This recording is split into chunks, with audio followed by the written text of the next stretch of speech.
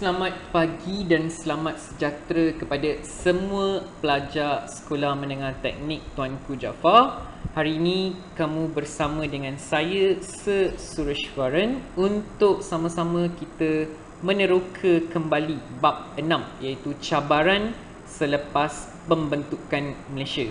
Saya harap semua pelajar sudah bersedia bersama dengan buku teks untuk kita sama-sama menguasai tajuk bab 6. Baik, marilah kita teruskan tajuk kita pada hari ini.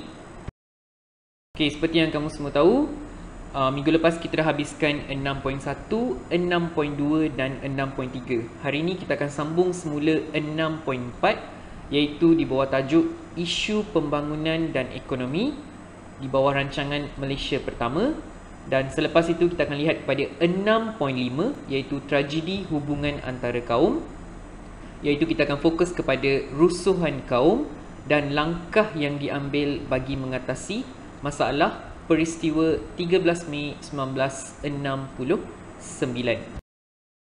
Jadi hari ini kita akan lihat kepada 6.4 seperti yang saya katakan tadi, iaitu isu pembangunan dan ekonomi.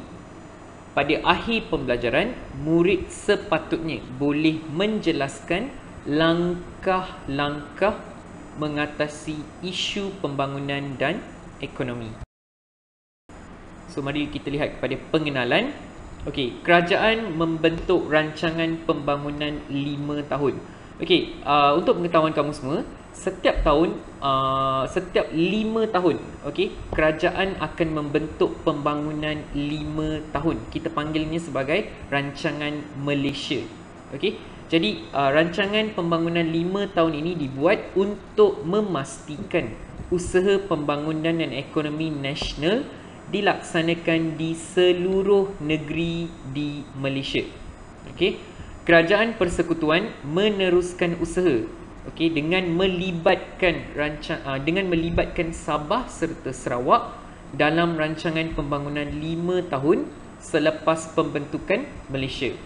Rancangan Malaysia ni telah pun bermula 1956 dan dia digiatkan lagi dengan kemasukan Sabah dan Sarawak.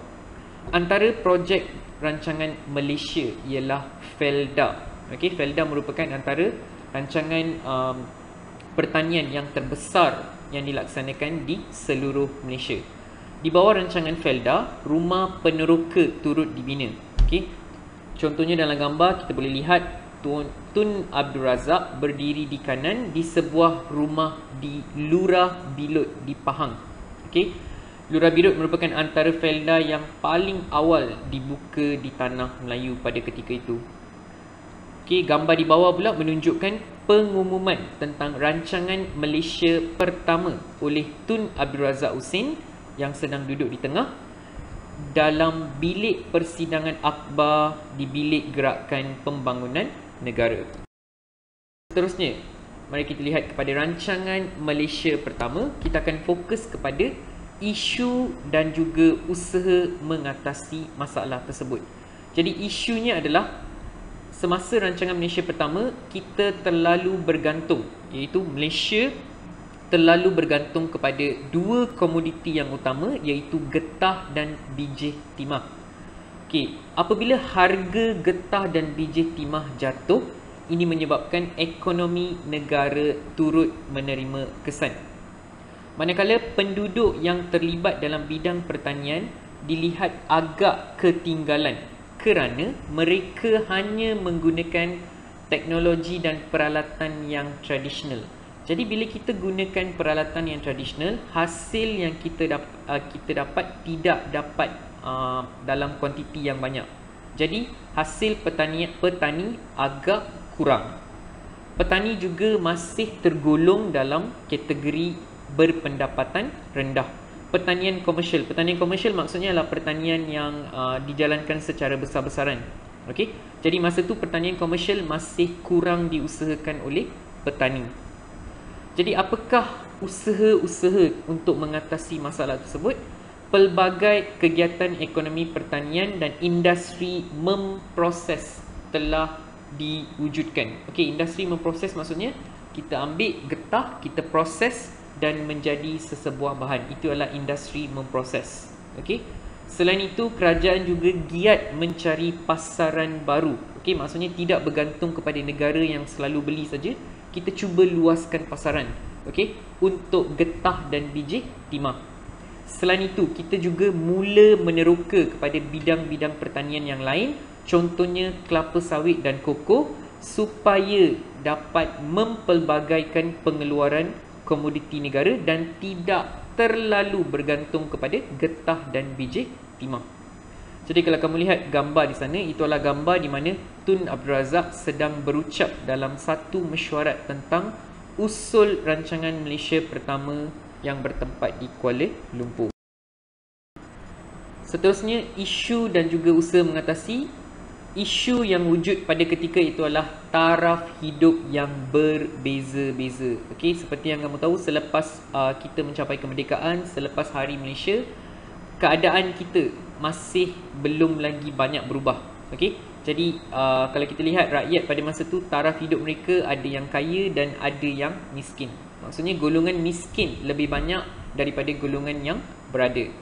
Jadi kerajaan telah melaksanakan beberapa rancangan untuk mengatasi masalah tersebut. Kerajaan telah melancarkan program pembangunan negara yang meliputi satu rancangan bersepadu. Antaranya adalah menggerakkan aktiviti perkilangan dan pembuatan negara serta membuka kilang di kawasan baru. Okay, selain itu, percepatkan integrasi, iaitu perpaduan dalam kalangan rakyat, penduduk dan juga negeri di Malaysia. Selain itu, Malaysia juga mendapatkan bantuan daripada Bank Dunia bagi menampung segala projek-projek yang telah dirancang. Isu seterusnya ialah peluang pekerjaan pada masa itu sangat terhad. Okey, kerana ekonomi kita belum lagi berkembang masa tu. Okey, maka kadar pengangguran juga meningkat. Jadi apa usaha kerajaan adalah menubuhkan pusat latihan vocational dan teknikal. Okay, seperti yang kamu tahu, pusat latihan dan vocational ni lebih memberi kemahiran, latihan kemahiran kepada pelajar. Okay, so selepas mereka habis pengajian, mereka boleh keluar dan juga mencari pekerjaan berdasarkan kepada hands on ataupun skills ataupun kemahiran yang mereka ada, dan ini menyebabkan peluang pekerjaan mereka bertambah luas. Okey, itu adalah antara objektif utama penubuhan pusat latihan vocational dan teknikal.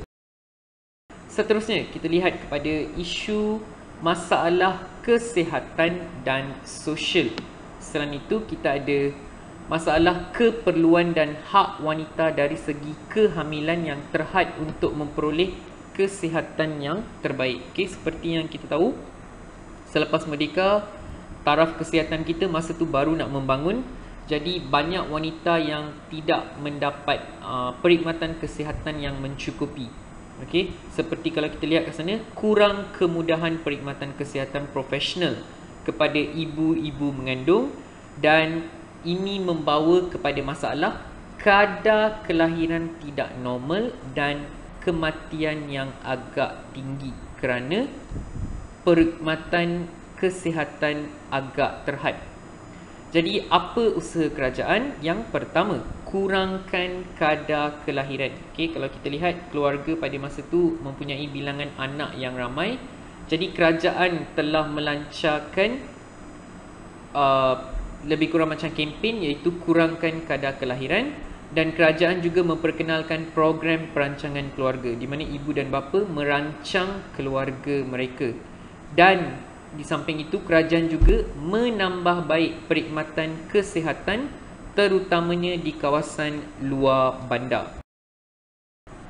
Okey, mari kita lihat kepada kesimpulan. Kesimpulannya adalah negara kita menghadapi pelbagai cabaran dalam usaha mewujudkan keseimbangan pembangunan dan ekonomi. Okey. Yang kedua, kepimpinan dan kerjasama diberikan oleh masyarakat membantu mencapai matlamat yang disusun oleh kerajaan. Bagi mencapai matlamat ini, negara perlu sentiasa berada dalam situasi aman dan makmur. Dan yang ketiga, penting bagi rakyat menjaga kestabilan politik dalam mengekalkan keamanan negara. So, pelajar perlu ingat, rakyat adalah aset yang paling penting untuk menjaga kestabilan politik dalam negara. Kalau politik dalam negara tak stabil, ini akan membawa kepada masalah yang besar kepada negara. Baiklah, seterusnya elemen K dalam tajuk ini adalah keharmonian kaum perlu dijaga oleh semua lapisan masyarakat. Okey, para pelajar boleh bincangkan tajuk ni ya. Seterusnya, mari kita lihat pada tajuk yang terakhir di bawah bab 6, iaitu tragedi hubungan antara kaum.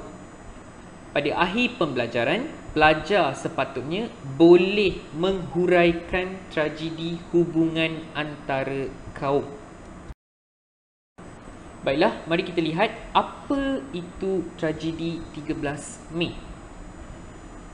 13 Mei 1969 merupakan satu tarikh yang cukup mendukacitakan untuk seluruh rakyat Malaysia, kerana pada tarikh 13 Mei 1969 berlaku peristiwa rusuhan antara kaum yang menyebabkan satu konflik perkauman antara rakyat di seluruh Malaysia. Okey, peristiwa ni bermula beberapa hari selepas pilihan raya umum yang ketiga, iaitu PRU ketiga, diadakan. Antara faktor berlakunya peristiwa 13 Mei adalah keputusan pilihan raya.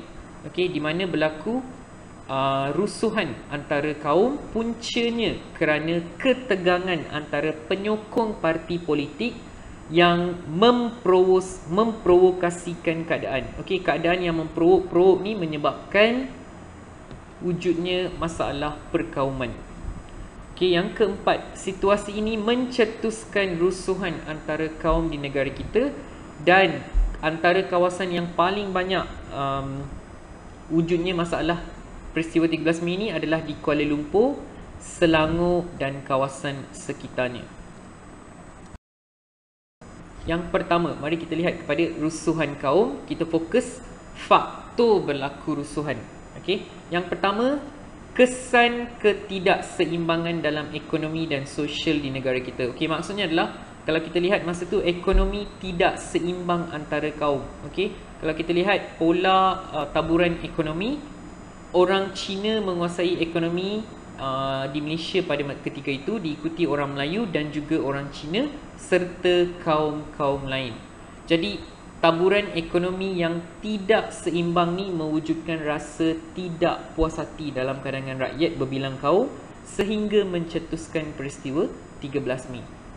Seterusnya, pada tahun 1969 berlaku satu pilihan raya, iaitu pilihan raya yang ketiga, dan keputusan pilihan raya ni menyebabkan ketegangan antara kaum. Okey, ketegangan ini sudah pun bermula semasa kempen pilihan raya, di mana parti politik menggunakan isu-isu sensitiviti sesuatu kaum semata-mata nak memperoleh kemenangan dalam pilihan raya. Isu-isu ni telah meletup dalam kalangan rakyat sehingga menyebabkan ketegangan. Yang ketiga, PKM, Parti Komunis Malaya. Okey, kamu kena ingat Parti Komunis Malaya masa tu belum lagi meninggalkan tanah Melayu keseluruhannya, so mereka masih ada. Jadi mereka gunakan kesempatan ini untuk mempengaruhi penduduk supaya bermusuhan antara kaum. Dan yang keempat, parti yang bertanding, okey, semasa berkempen dalam pilihan raya, mereka telah menggunakan sentimen perkauman dan keagamaan untuk meraih undi. Jadi benda ni menyebabkan masalah dalam kalangan rakyat, di mana perkauman dengan agama ni merupakan isu sensitif. Okey, kita tak boleh suka-suka nak menimbulkan isu-isu ni. Jadi bila timbul isu ni, berlakulah peristiwa 13 Mei. Dan yang kelima, perarakan kemenangan pilihan raya tidak terkawal. Kalau kita lihat parti-parti ataupun orang-orang calon-calon yang menang dalam pilihan raya ini mengadakan perarakan untuk menyambut dia punya kemenangan dalam pilihan raya. Jadi bila buat perarakan ni, ia menimbulkan kekacauan dan provokasi yang melampau sehingga berlaku pergaduhan antara kaum. Jadi kerajaan telah melancarkan langkah serta-merta untuk menamatkan kerusuhan tersebut. Langkah serta-merta telah diambil bagi mengelakkan kekacauan dan menghentikan kerusuhan. Seterusnya, langkah serta-merta juga diambil untuk menghalang rusuhan merebak ke bandar-bandar lain. Dia tak nak benda ni merebak lagi besar. Okey? Dan langkah satu adalah kerajaan terpaksa mengisytiharkan darurat. Okey, untuk menangani masalah peristiwa 13 Mei.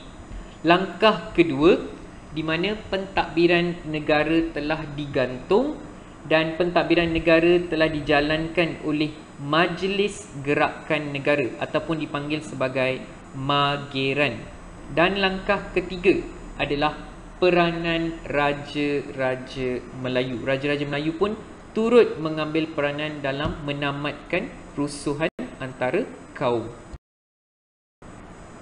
Okey, mari kita fokus kepada tajuk darurat. Okey, darurat ni adalah pengisytiharan darurat dilakukan oleh Yang di-Pertuan Agong pada 16 Mei 1969 ke seluruh negara.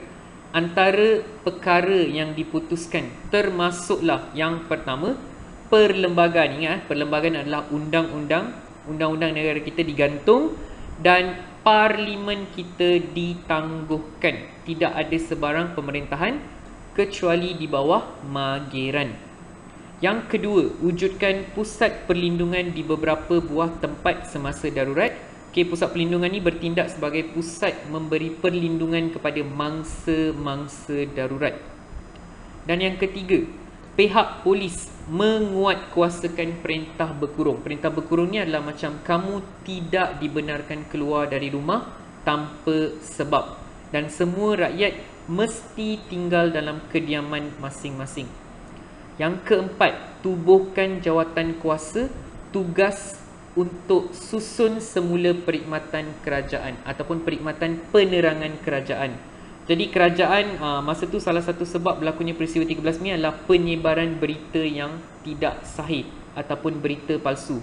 Jadi kerajaan telah menubuhkan satu jawatan kuasa khas untuk perkhidmatan penerangan kepada rakyat.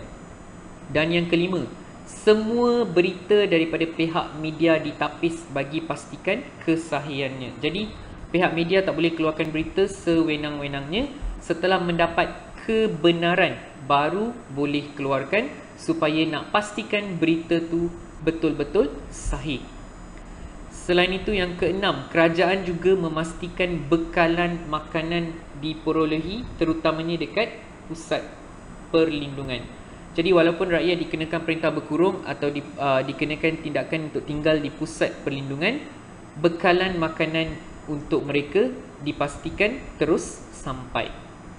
Yang ketujuh, mangsa rusuhan. Okey, mangsa yang terlibat dengan peristiwa 13 Mei ini telah ditempatkan di dua tempat, iaitu yang pertama Stadium Merdeka dan yang kedua Tiong Nam Settlement. Dua tempat ni berfungsi sebagai pusat perlindungan. Yang ke-8, pihak berkuasa telah memagar kawasan Kampung Baru dan jadikan kawasan ni sebagai perintah berkurung besar. Jadi masa tu terdapat banyak kampung-kampung baru di seluruh Malaysia. Jadi kampung-kampung ni dipagar untuk memastikan mereka tidak diserang dan juga memastikan keselamatan mereka. Seterusnya, kita lihat kepada Majlis Gerakan Negara ataupun kita panggil dia sebagai Mageran. Okey, untuk Mageran, Yang di-Pertuan Agong telah memperkenan, maksudnya bersetuju untuk mewujudkan satu Majlis Gerakan Negara yang akan mentadbir negara. So tadi saya dah bagi tahu kamu yang pentadbiran negara digantung, perlembagaan juga digantung. Okey, jadi pentadbiran negara akan dijalankan sementara waktu oleh Mageran, dan Mageran ni diketuai oleh Tun Abdul Razak Hussein. Yang kedua, ahli-ahlinya, ahli-ahli Magiran ni seperti yang kamu tengok dalam gambar tu, terdiri daripada ahli perkhidmatan awam, pegawai tinggi polis dan juga tentera. Yang ketiga, 16 Mei 1969, okey, 3 hari selepas peristiwa 13 Mei, Magiran telah diberi kuasa untuk memerintah semasa darurat. Jadi Magiran ni memerintah negara kita sehingga 23 Februari 1971, hampir 2 tahun. Okey. Dan tanggungjawab utama mereka adalah mengawal ketenteraman negara. Maksudnya nak kembalikan balik ketenteraman dalam negara. Dan yang keempat, dua fokus utama Magiran adalah menyelesaikan masalah perpaduan antara kaum dan ketidakseimbangan ekonomi antara kaum. Kita lihat kepada tanggungjawab Magiran. Yang pertama, mengembalikan keamanan dan undang-undang. Seterusnya, tentukan pentadbiran yang licin dalam negara. Kembalikan keharmonian, maksudnya perpaduan antara kaum dan kepercayaan antara kaum. Yang keempat, okey, semua penerbitan akhbar telah digantung sementara menunggu negara kembali tenang. Okey, seperti yang saya katakan tadi, okey, akhbar-akhbar ni digantung sementara waktu supaya mereka tak menyebarkan berita-berita yang kurang tepat sehingga menyebabkan kerusuhan. Seterusnya pada tahun 1948, seterusnya Akta Hasutan 1948 telah dikuatkuasakan semula. So mana-mana individu yang didapati menghasut untuk mengadakan apa-apa perhimpunan tanpa ada kebenaran daripada pihak berkuasa boleh dikenakan tindakan. Seterusnya, Jabatan Penerangan menapis berita palsu dan banyak menerangkan usaha kerajaan untuk mengatasi masalah tersebut. Okey, kita lihat pada peranan raja pula. Okey, raja-raja Melayu pada masa itu pun banyak memainkan peranan dalam usaha untuk memulihkan keadaan negara. Contohnya, semasa rusuhan kaum, Sultan Perak pada ketika itu iaitu Sultan Idris Iskandar Shah II telah menasihati para rakyat supaya menjaga keamanan. Yang ketiga, pemimpin masyarakat dan politik Perak telah menubuhkan satu jawatan kuasa yang dinamakan sebagai Jawatan Kuasa Muhibah. Jadi Jawatan Kuasa Muhibah ni adalah satu jawatan kuasa yang nak wujudkan perpaduan antara rakyat pelbagai kaum. Yang keempat, Jawatan Kuasa Muhibah ni juga menulis surat dan merayu kepada penduduk supaya bertenang dan membantu negara mengekalkan keamanan. Dan seterusnya yang kelima, negeri-negeri lain. Okey, maksudnya raja-raja di negeri-negeri lain juga turut meminta rakyat mereka bertenang dan yang paling utama mematuhi undang-undang. Maka ini adalah peranan-peranan yang telah dilakukan oleh raja kita. Jadi kesimpulannya untuk tajuk ni adalah rusuhan kaum dihentikan kerana adanya usaha ataupun hasil usaha daripada pihak berkuasa dan yang paling penting rakyat memberikan kerjasama. Namun banyak usaha perlu dilakukan bagi membina perpaduan dan keharmonian kaum. Jadi pelajar kena ingat, perpaduan merupakan satu elemen yang sangat penting dalam negara. Kalau elemen perpaduan ni tidak ada, negara akan menghadapi banyak masalah. Sebab tu kerajaan sentiasa menekankan perpaduan antara kaum.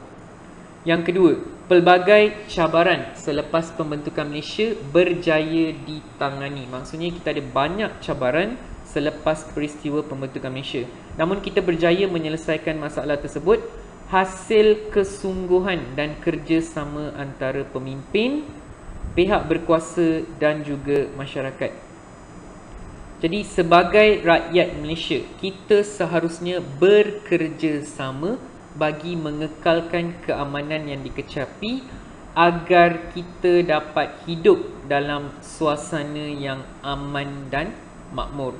Jadi sebagai seorang rakyat Malaysia, kita mestilah bekerjasama supaya keamanan di negara kita sentiasa wujud dan kita menjadi contoh kepada negara lain sebagai sebuah negara yang aman, stabil dan yang paling penting mengamalkan kehidupan kerjasama antara kaum. Baiklah, kita dah pun sampai ke penghujung tajuk kita pada hari ini. So saya harap apa yang saya kongsi bersama kamu dapat memberi manfaat kepada kamu sehingga kita berjumpa lagi untuk sesi yang akan datang. Sekian, terima kasih.